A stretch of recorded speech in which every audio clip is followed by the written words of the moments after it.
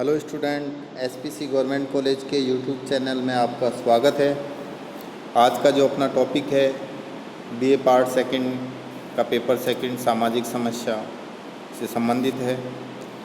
आज के इस वीडियो में मैं सांस्कृतिक समस्या और क्षेत्रीय समस्या के विषय में आपको बताऊंगा। सांस्कृतिक समस्या से पहले अपन संस्कृति को समझना चाहेंगे। पर्यावरण का वह भाग जो मानव निर्मित है,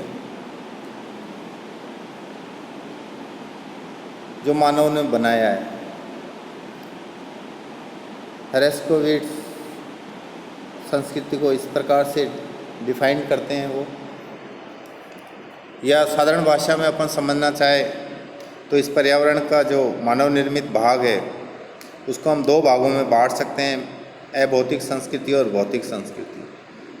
अभौतिक संस्कृति में हमारे मूल्य, विचार, परंपराएं, रीति रिवाज, भाषा, विश्वास, ये सभी चीज़ें अभौतिक संस्कृति के अंतर्गत आ जाती है, जो अमूर्त है, जिसको हम देख नहीं सकते, अनुभव कर सकते, महसूस कर सकते हैं।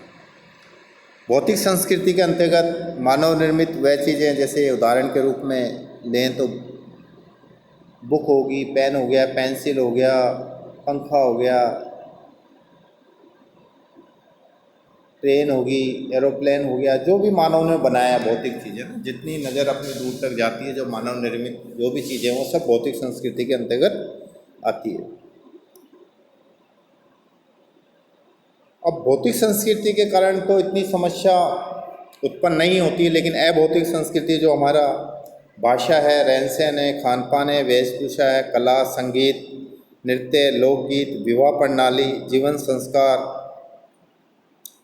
ये सारी चीज़ें हमें एक अलग परंपरागत तरीके से एक दूसरे समाज को अलग करती है। भारत में हिंदू हो या मुसलमान हो, उनकी खुद की एक अलग परंपराएं होती है। पूर्व के जो देश है उनका वेशभूषा, खान पान में काफ़ी रात दिन का अंतर देखने को मिलेगा। पूर्व और पश्चिम के पश्चिम भारत में देखा जाए तो पूर्व भारत के लोगों के और पश्चिम भारत के लोगों के रहन सहन, रीति रिवाज, खान पान में बहुत हमारे को अंतर देखने को मिलता है। ये अंतर का काफ़ी कारण रहा है कि भारत में काफ़ी लंबे समय तक अगर इतिहास को हम देखें तो अलग अलग लोगों ने यहाँ शासन करा है। उन्होंने अपनी अपनी सभ्यता, अपनी अपनी संस्कृति,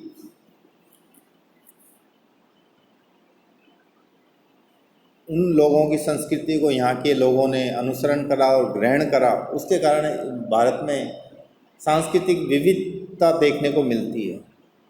अब ये सांस्कृतिक विविधता भाषा के आधार पर देखने को मिलती है हमें, परंपराओं के आधार पर, रीति रिवाज के आधार पर और धार्मिक आधार पर हमें देखने को मिलती है। आप देखो तो एक जाति के आधार पर भी आपको देखने को मिलेगी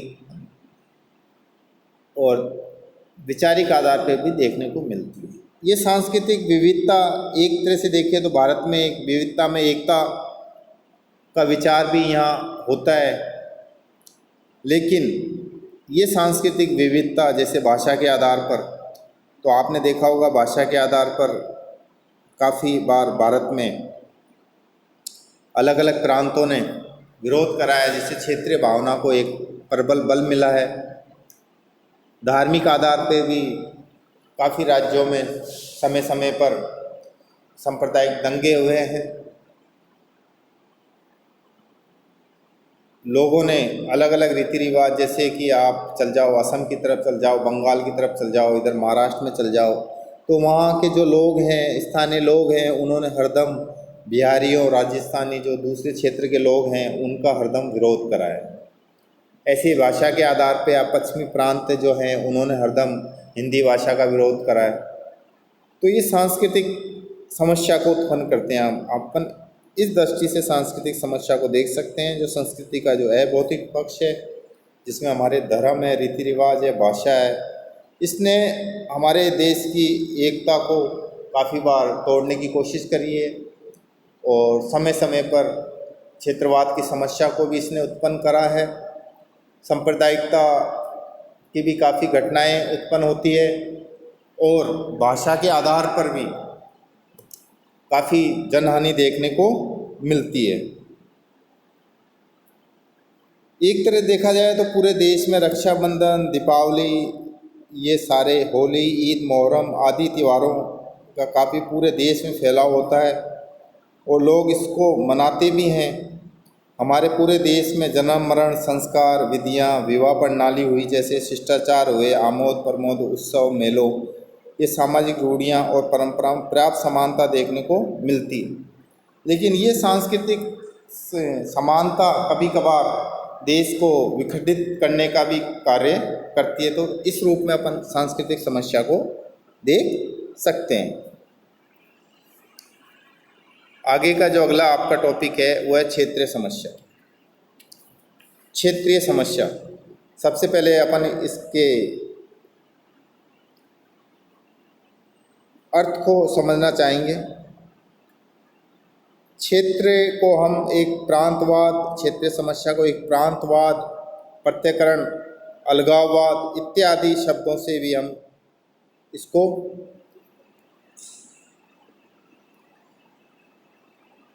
स्पष्ट कर सकते हैं। स्थानीयतावाद, प्रत्यकरण, अधोराष्ट्र, ये सब एक भावनाएं हैं क्षेत्रीय समस्या के अंतर्गत, जिसके अंतर्गत ये सारी इस तरह की व्यक्तियों में विचारिकता आ जाती है। प्रांतवाद की आ जाती है, प्रत्यकरण की आ जाती है, या अलगाव की आ जाती है, या उपराष्ट्र की आ जाती है, या दो राष्ट्र की आ जाती है। तो ये सब चीज़ें मिलके क्षेत्र के प्रति जागरूकता और भक्ति को बढ़ाती है। जागरूकता और भक्ति को बढ़ाती है। लोग अपने क्षेत्र को ज़्यादा महत्व देने लग जाते हैं और अन्य क्षेत्र की अवहेलना करने लग जाते हैं। अब उसके काफ़ी कारण भी हो सकते हैं। भारत में क्षेत्रता या क्षेत्रवाद की भावना को पैदा करने में काफ़ी चीज़ें का योगदान रहता है। जैसे यहाँ भौगोलिक है, मानव पर्यावरण है, ऐतिहासिक है, सांस्कृतिक है, आर्थिक और राजनीतिक शक्तियों का काफ़ी योगदान रहता है इस भावना को प्रबल करने में। भारत में क्षेत्रता अर्थात क्षेत्रीय विसमरसता को जन्म देने में 4 प्रमुख कारण हैं, वो इस प्रकार हैं। जैसे पहला कारण है भाषा समस्या का। भाषा ने समय समय पर काफ़ी, हमारे आंध्र प्रदेश हुआ, झारखंड हुआ, इन प्रदेशों का काफ़ियों का इन्होंने विकास कराया, अलग से बनाए हैं इन्होंने भाषा समस्या के कारण। भाषा समस्या होगी, आर्थिक विषमता होगी और स्थानीय नेतृत्व को अधिक मजबूत बनाने आदि विषयों को लेकर इस क्षेत्र के लोग अपने को संपूर्ण भारत के स्थान पर एक प्रांत या क्षेत्र से अधिक जुड़ा मानते हैं। इन कारणों से, भाषा के कारण से, आर्थिक विषमता के कारण से, वे स्थानीय नेतृत्व को अधिक मजबूत बनाने के कारण जो लोग हैं वो संपूर्ण भारत के स्थान पर अपने क्षेत्र को ज़्यादा वो महत्व देते हैं। तो उसके कारण भी क्षेत्रीय समस्या उत्पन्न होती है। दूसरा कारण है राष्ट्रीय नेतृत्व के स्थान पर स्थानीय नेतृत्व पर अधिक बल दिया जाता है।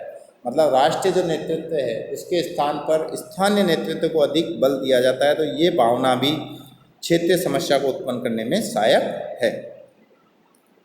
थर्ड है केंद्रीय व राज्यों में आर्थिक एवं राजनीतिक हितों को लेकर टकराव। हम देखते हैं कि कभी कभार केंद्र के द्वारा राज्यों की अवहेलना की जाती है, उनको आर्थिक मदद नहीं की जाती या उनके लिए विशेष पैकेज की घोषणा नहीं की जाती। तब भी वहाँ के स्थानीय जो लोग हैं या क्षेत्र के जो लोग हैं उनमें एक पृथक्करण की भावना का विकास होता है कि अगर हम अपने राज्य का अलग नेतृत्व करेंगे या अलग हमारा पर्टिकुलर अलग एक क्षेत्र होगा तो हम ज़्यादा विकास कर सकते हैं। तो इस कारण भी आर्थिक व राजनीतिक हितों को लेकर भी क्षेत्रीय समस्या समय समय पर उत्पन्न होती है। केंद्रीय सत्ता का उल्लंघन। केंद्रीय सत्ता का उल्लंघन करने के लिए भी कभी कभार क्षेत्रीय समस्या उत्पन्न होती है। क्षेत्रीय विषमताओं के कई प्रभाव पड़े हैं जैसे अपने देश पर। जैसे राजनीतिक दलों में सांप्रदायिकता पनपी है, ये क्षेत्रीय विषमता ने हमारे देश पर राजनीतिक दलों में सांप्रदायिकता की भावना को पैदा करा है, क्षेत्रीय पक्षपात की भावना को भी उत्पन्न करा है, अंतर क्षेत्रीय तनाव को उत्पन्न करा है, संघर्ष, भाषावाद एवं आर्थिक एवं राजनीतिक हितों को लेकर समय समय पर हमें टकराव देखने को मिलते हैं। इससे क्षेत्रीय अहमवाद अर्थात अपने ही क्षेत्र को प्रधानता देने की प्रवृत्ति को बल मिला है। इन सारी चीज़ों ने,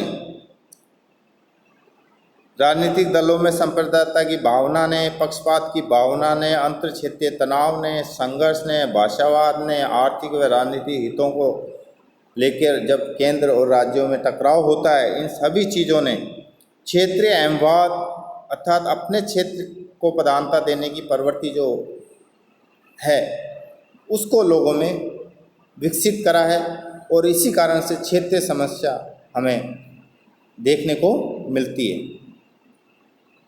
विभिन्न प्रांतों या क्षेत्रों में ने अधिकाधिक स्वायत्तता और अधिकार की मांग की है, जिसके परिणाम स्वरूप पृथकवादी विचारों ने जोर पकड़ा है। इन सब ने प्रजातंत्र और राष्ट्रीय एकता के लिए खतरा उत्पन्न करा है। ये जो समस्या है, क्षेत्रीय समस्या, इसने हमारा जो प्रजातंत्र है, जो लोकतंत्र है, वह राष्ट्रीय एकता है, जो यूनिटी है विविधता में एकता को, उसको तोड़ने का कार्य करा है और ये गंभीर समस्या है।